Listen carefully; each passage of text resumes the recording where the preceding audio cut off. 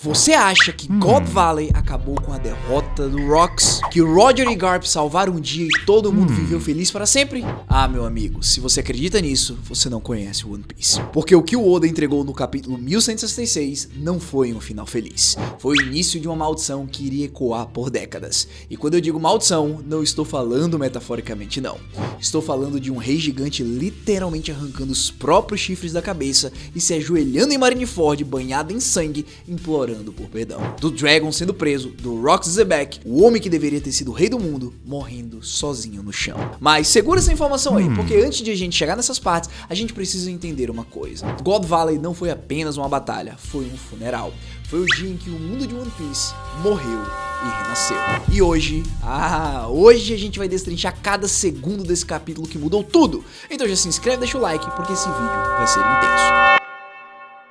Vamos começar pelo momento mais devastador do capítulo. Rocks Zebek está caído no chão do God Valley. Roger e Garp também estão desmaiados do outro lado. O cara que era considerado o pirata mais perigoso do mundo, o homem que fez o governo mundial tremer, está ali sozinho, sangrando e ainda vivo. E sabe o que é mais cruel? Ele está se lamentando dizendo: "Ah, não funcionou, não é mesmo?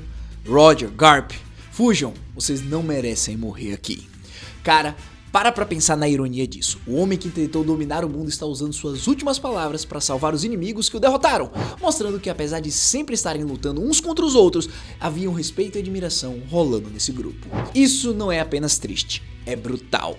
Mas aí a coisa piora, porque quem aparece para dar o golpe final é o Garlin, Sommers e Amafei, os Cavaleiros Sagrados. E olha só que interessante, Garlin levanta a espada e sem nenhum pingo de vergonha encerra a vida do Rocks. Se sua raiva pelo Garlin aumentou ainda mais, pode deixar aqui nos comentários, porque agora não tem desculpa. Depois de ser completamente humilhado, o cara me aparece com vários amiguinhos do lado para dar o last hit no inimigo que tá com 1 de HP.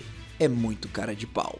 E por conta disso, o governo chama Garlin de o campeão de God Valley. Porque na teoria, para o mundo e para, obviamente, os nobres, foi ele quem acabou com o pirata mais problemático daquela geração.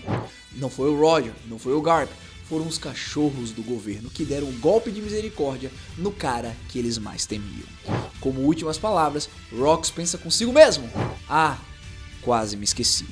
Obrigado por parar minha fúria descontrolada." Presta atenção nisso. Obrigado! O cara agradeceu por ser morto. Porque mesmo possuído, mesmo transformado em demônio, o Rocks ainda tinha consciência suficiente para saber que precisava ser parado. Ele preferiu morrer do que continuar sendo uma marionete de Imu. E isso, meus amigos, é o que separa Rocks de qualquer outro anti-herói ou vilão, chame de como quiser, do One Piece. O cara morreu como um herói, tentando salvar a própria família que foi forçado a matar. Mas o governo mundial, eles distorceram tudo. Fizeram Rocks parecer o monstro. E a verdade foi enterrada junto com God Valley dentro do oceano.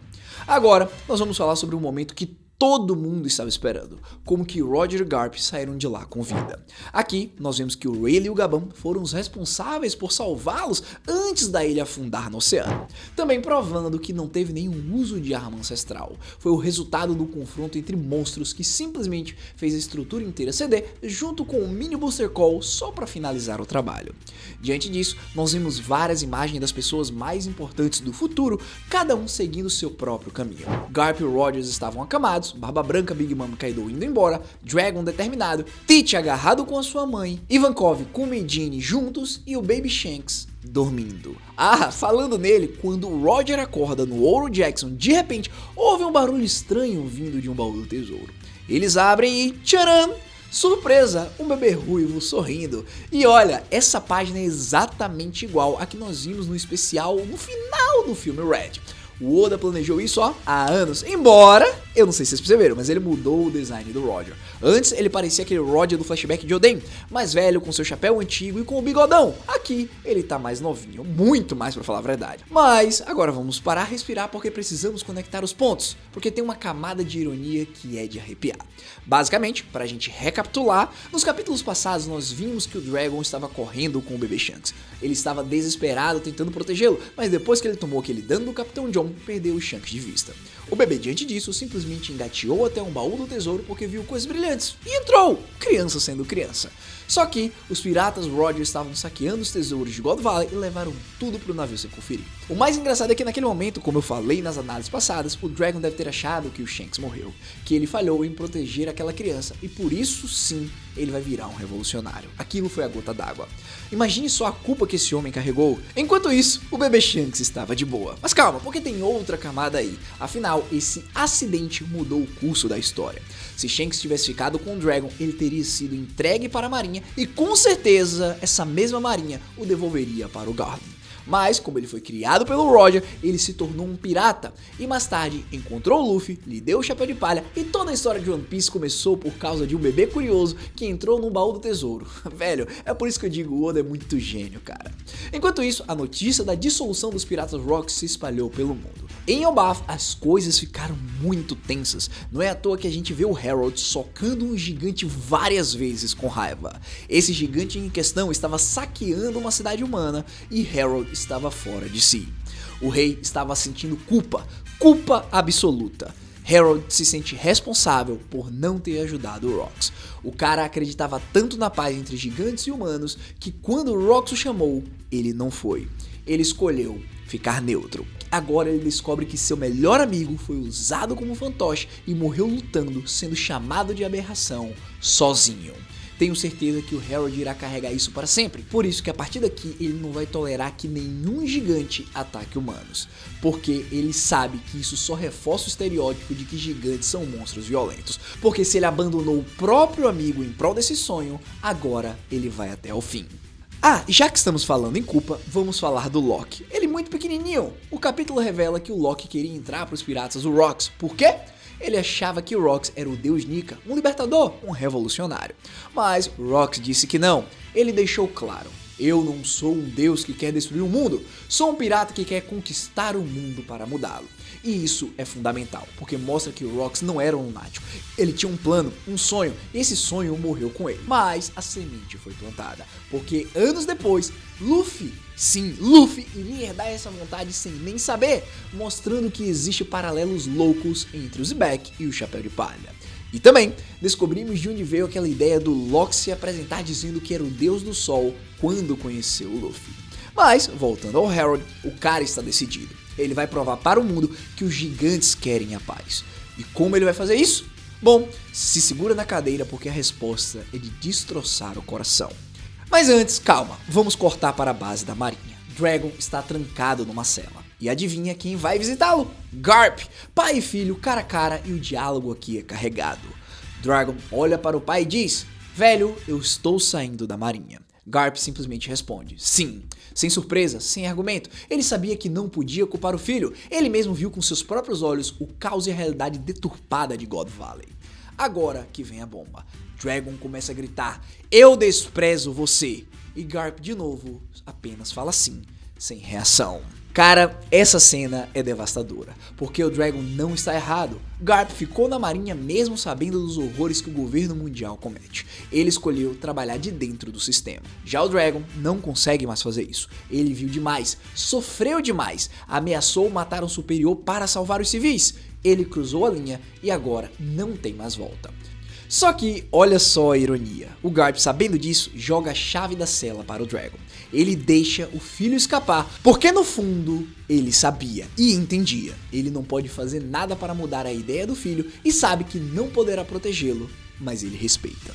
Essa cena é o nascimento oficial dos revolucionários.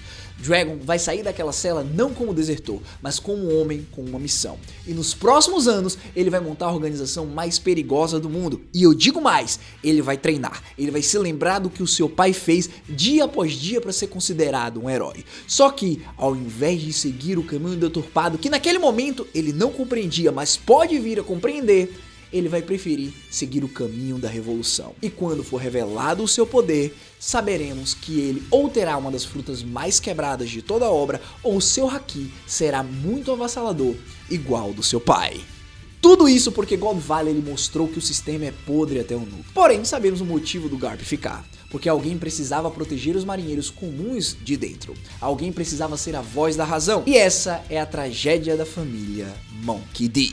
Eles sempre escolhem caminhos diferentes, mas no final, todos estão lutando pela mesma coisa: a liberdade. Inclusive, essa liberdade pode acabar unindo pessoas que nunca imaginaram se unir para enfrentarem Mu em Mary Joyce. A possibilidade de God Valley ter sido a origem da maldição do Dragon pode nos possibilitar de vê-lo se unindo com Shanks, como já falei, mas também com o Teach, talvez não ao mesmo tempo. Só que imagina só que loucura, Dragon salvou o Kuma, que salvou o Barba Negra e sua mãe quando ele era criança. Também, Dragon salvou o Shanks e o Destino salvou o bebê de ser entregue para a Marinha. Se esses três se encontrarem por algum milagre na Terra Sagrada, eu não sei que fim pode dar, mas com certeza, talvez Mu sinta um calafrio. De qualquer forma, se vocês quiserem, deixa aqui nos comentários, eu posso fazer um vídeo explicando essa teoria no futuro, porque agora nós chegamos no momento mais impactante do capítulo. Harold decide zarpar de Elbaf. Ele se despede da família, de Ida, do Mestre Jaru e dos filhos Harudin e Locke, e diz algo que vai ficar na cabeça dos filhos para sempre, sem dúvidas. Harudin, Locke, vocês são meus filhos e eu amo vocês. Quero que trabalhem juntos. Eu imagino que o Harold tenha dito essas palavras porque sabia que possivelmente não voltaria vivo ou viraria escravo. Um erro, porque sabemos que depois ele vai voltar e vai morrer 14 anos atrás. Só que naquele momento ele tem uma missão que parecia suicida. Harold navega até Marineford, sozinho, e quando chega, ele grita para os oficiais da Marinha e o governo mundial.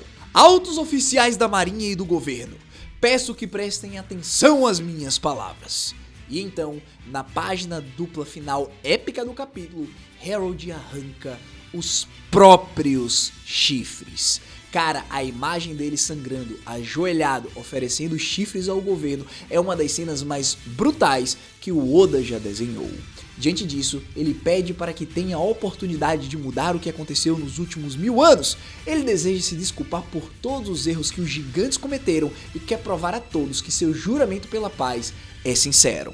Tudo isso para que as crianças de Elbaf possam viver sem precisar machucar ninguém.